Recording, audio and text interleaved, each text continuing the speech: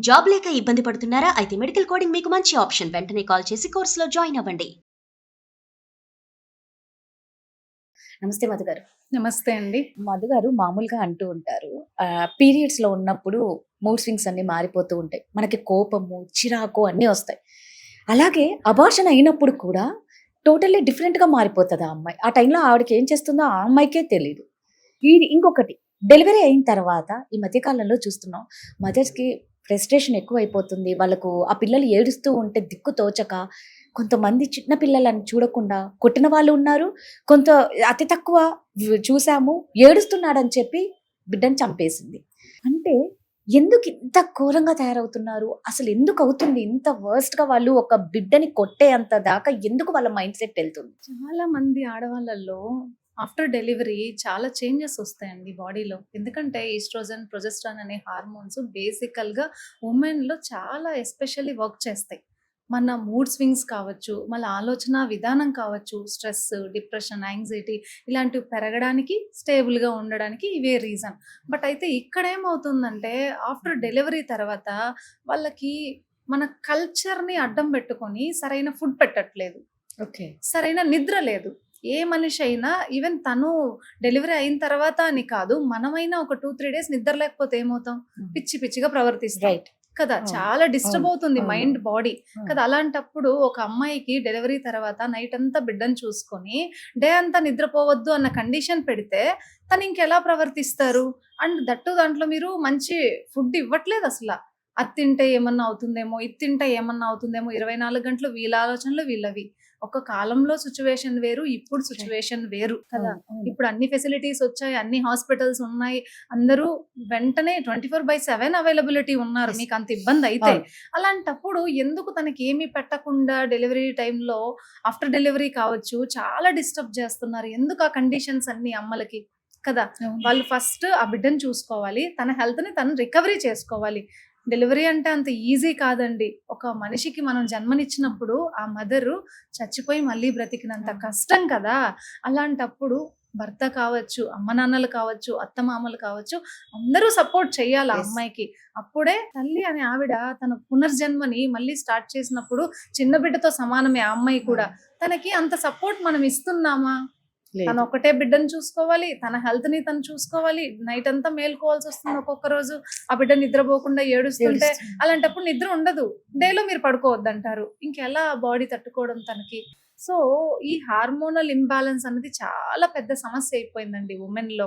Not only after delivery. మామూలుగా వుమెన్‌లో వచ్చేసరికి ఏమవుతుందంటే, పూర్వకాలంలో మన అమ్మమ్మలకి, నానమ్మలకి ఈ హార్మోన్ ఇంబాలెన్స్‌లు లేవు. థైరాయిడ్ లేదు, పీసీఓఎస్ లేదు, ఏమీ లేదు. ఇప్పుడు అవును. మాత్రమే ఎందుకొస్తున్నాయి కదా! First number 1 stress. ఆడపిల్లలకి పెళ్ళయి కొత్తగా ఒక ఇంటికి వెళ్ళగానే స్ట్రెస్ స్టార్ట్ అయిపోతుంది. అత్తమామలతో కావచ్చు, హస్బెండ్‌తో కావచ్చు, ఎన్విరాన్మెంట్ మారుతుంది, ఆలోచన విధానం మారుతుంది, గోల్స్ మారిపోతాయి, సిట్యుయేషన్ మారిపోతుంది, ఎవ్రీథింగ్ చేంజ్ అయిపోతుంది కదా! ఇక్కడే వాళ్ళకి మెల్లగా స్ట్రెస్ స్టార్ట్ అవుతుంది. అప్పుడు మీరేం చేయాలి? ఒక మంచి సపోర్ట్ ఇవ్వాలి. యాస్ ఏ హస్బెండ్‌గా కావచ్చు, అత్తమామలు కావచ్చు, అమ్మ నాన్నలు కూడా ఇవ్వాలి. "ఏం కాదమ్మా అక్కడ అంత మంచిగా ఉంటుంది. ఒకవేళ ఏదన్నా ఇబ్బందయితే మేమున్నాం" అనే మాట చెప్పాలి. అలా చెప్పలేనప్పుడు, దీన్ని తీసుకోలేనప్పుడు మెల్లమెల్లగా ఈ స్ట్రెస్ పెరిగిపోయి, ఈ యాంగ్జైటీ పెరిగిపోయి వాళ్ళల్లో హార్మోనల్ ఇంబాలెన్స్ అనేటివి మెల్లగా స్టార్ట్ అవుతున్నాయి. బిఫోర్ మ్యారేజ్ ఒక అమ్మాయి తనని తను చూసుకోవడానికి టైం ఉండేది. ఆఫ్టర్ మ్యారేజ్ ఉండట్లేదు. ఇంట్లో వాళ్ళందరికీ చెయ్యాలి, పిల్లలకి చెయ్యాలి, తనకి తను చేసుకోవడానికి టైం లేదు. తర్వాత చూద్దామని పెట్టేసుకుంటున్నారు. వాళ్ళు తినట్లేదు. ఎప్పుడో 11, 12కి తింటారండి వీళ్ళు. అవును. అవునండి. అవును. సో, అప్పుడేమవుతుంది బాడీ మెటబాలిజం మొత్తం డిస్టర్బ్ అవుతుంది. మార్నింగ్ మీరు తినకపోతే. చాలా మంది ఏమనుకుంటారు ఓవర్ వెయిట్ ఉండే వాళ్ళ ఆలోచన ఏంటంటే, తింటే మనం ఎలాగో లావైపోతాం. తినకపోతే కొంచెం సన్నగా అవుతాంలే. ఎందుకు తినడం Yes. అని చెప్పి ఆపేస్తున్నారు. ఇదెంత డిస్టర్బ్ చేస్తుందంటే మీ బాడీని, అసలు మెటబాలిజం మొత్తం చేంజ్ అయిపోతుంది. మీరు తినకపోతే మీ బాడీకి నెక్స్ట్ ఏం వర్క్ చేయాలి అన్న కమాండ్ రాదు మార్నింగ్. నిద్ర లేస్తేనే మీరు తింటారు. అది డైజెషన్‌కెళ్ళాలి అన్న బ్రెయిన్ ఆ సెల్స్‌ని రిలీజ్ చేయాలి. మీరు తినకపోతే అదేం చేయాలి? మీ ఈసోఫాగస్ మొత్తం ఆ పేగుల్ని మొత్తం తింటూ కూర్చుంటుంది. సో అక్కడ స్టార్ట్ అవుతుంది మీకు గ్యాస్ట్రైటిస్ కదా.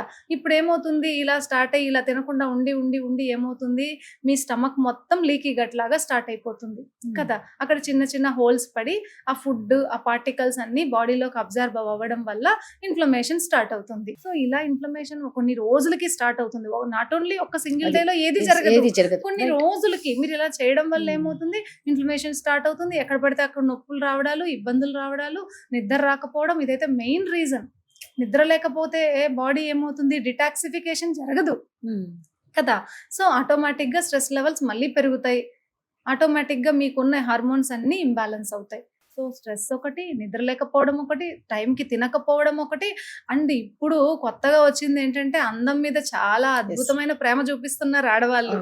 కానీ నిజం ఏంటంటే మీరు వాడుతున్న ప్రతి కాస్మెటిక్ లో ఏదో ఒక పారాబిన్ ఉంటుంది కదా, ఆ లెడ్, దాంట్లో వాళ్ళు వాడేటటువంటి అన్ని కెమికల్స్ మీకు మన ఎండోక్రైన్ సిస్టమ్ ని డిస్టర్బ్ చేస్తాయి. సో ఈస్ట్రోజన్ లాగా అంటే మన బాడీలో ఉండే ఒక హార్మోన్ లాగా అవి మిమిక్ లాగా ఉంటాయి, అంటే చూడ్డానికి అదే షేప్ లో ఉంటాయి. సో మన బాడీ ఏమనుకుంటుంది, ఏది ఒరిజినల్ అన్నది అది ఐడెంటిఫై చేయలేదు. సో ఆటోమేటిక్ గా కొన్ని ఇయర్స్ కి, ఒక్క రోజు కాదు, మీరు ఎక్కువ ఇయర్స్ గా ఈ కెమికల్స్, ప్లాస్టిక్ దాంట్లో తినడం, అలాంటివి యూజ్ చేయడం, లిప్స్టిక్ కావచ్చు, మన స్కిన్ కి వాడుతున్నటువంటి అన్ని, పాతకాలంలో ఎవరైనా అసలు మాయిశ్చరైజర్ వాడేవాళ్ళ, కొబ్బరి నూనె వాడేవాళ్ళు కదా, న్యాచురల్ మాయిశ్చరైజర్. బట్ దానివల్ల ఎవరికి ఏ ప్రాబ్లం రాలేదు. అప్పట్లో వాళ్ళకి అసలు ఈ మూడ్ స్వింగ్స్ అనేటివి తెలియవు, అండ్ వాళ్ళకి థైరాయిడ్, పీసీఓడి, డయాబెటీస్ ఇలాంటివి ఏవీ లేవు. ఇప్పుడే పెరుగుతున్నాయి. ఇప్పుడే మనము అదర్ బయట నుంచి కాస్మెటిక్స్ వాడడం కూడా పెంచేసాం. పిల్లలు మెచ్యూర్డ్ అయినప్పటి నుంచి స్టార్ట్ చేసేస్తున్నారు, ఇంకా కొంతమంది ముందే స్టార్ట్ చేస్తున్నారు. క్రీమ్స్ అప్లై చేయడం, ఇవన్నీ బాడీలో ఫస్ట్ స్కిన్ కి అప్లై చేయగానే ఎక్కడికి వెళ్తుంది, లోపల బాడీలోకి వెళ్తుంది. అబ్జర్వ్ అయిన తర్వాత బ్లడ్ స్ట్రీమ్ లోకి వెళ్తుంది. వెళ్ళిన తర్వాత ఏం చేస్తుంది, హార్మోన్స్ ని డిస్టర్బ్ చేస్తుంది.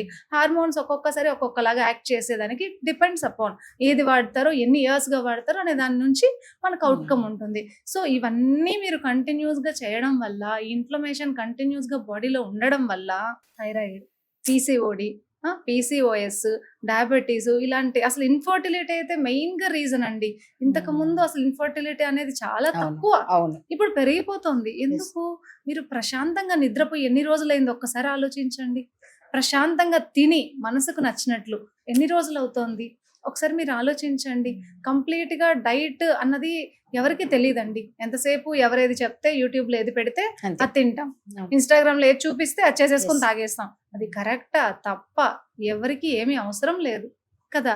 ఏది పడితే అది వేసేసేయడానికి మన పొట్ట డస్ట్బిన్ కాదు కదా కదా.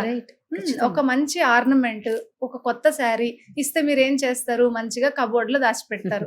అదే మీ పొట్టలో మిగిలిపోయిన అన్నం అంతా ఎందుకు వేస్తారండి, ఇంట్లో మిగిలిపోతుంది, పడేయాల్సి వస్తుంది, ఇంట్లో పిల్లలు తినలేదు, హస్బెండ్ తినలేదు అని చెప్పి మీ పొట్టలో ఎందుకు వేస్తారు.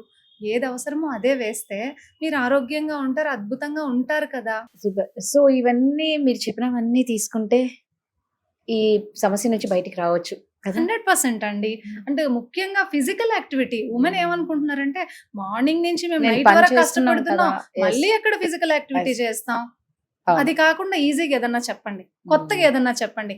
ఇక్కడ ఒక్క విషయం మీరు గుర్తుపెట్టుకోండి, మన బాడీ యాన్సైన్ టైప్, మనం మోడర్న్ గా ఉండాలనుకుంటున్నాం. హెల్త్ అనేది ఎప్పుడు అప్డేట్ అవ్వదు. హెల్త్ ఓల్డ్ గా ఉంటేనే హెల్తీగా ఉంటాం. హెల్త్ లో అప్డేషన్ ఏమొస్తుందంటే, ఇప్పుడు మనకి ఏఐ జనరేషన్ లో అప్డేషన్ మాడ్యూల్ వస్తుంది. మీ పొట్ట అప్డేషన్ ఎట్లా అవుతుందండి ఒకసారి ఆలోచించండి. ఇదేమన్నా ఏఐయా? కాదు కదా. మన బాడీ, మన జెనెటిక్స్ ఓల్డ్ ప్యాటర్న్ లో ఉన్నాయి, యాన్సెంట్ ప్యాటర్న్ లో. మనకి ఇప్పుడు ఫారినర్స్ అందరూ ఎంత తిన్నా కూడా వాళ్ళకి షుగర్ లెవెల్స్ స్పైక్ అవ్వవు, వాళ్ళకి ఒబేసిటీ రాదు. ఇండియాలోనే ఎందుకు వస్తుంది, మన జెనెటిక్స్ అలా డిజైన్ చేయబడి ఉంది. మనం స్టోరేజ్ మోడ్ లో ఉన్నాం కాబట్టి మనం కొంచెం తిన్నా స్టోరేజ్ లోనే ఉంటుంది మన బాడీ. అలాంటప్పుడు మనం ఫిజికల్ మూవ్మెంట్ చెయ్యాలి కదా. ఎంతసేపు మీరు ఎంత వర్క్ అన్నా చెయ్యండి ఇంట్లో. పాతకాలంలో లాగా మనం కల్లాపి చల్లడాలు, బట్టలు ఉతకడాలు, కష్టపడి వంగి వరి నాట్లు వేయడాలు ఇవన్నీ ఉన్నాయా? లేవు కదా.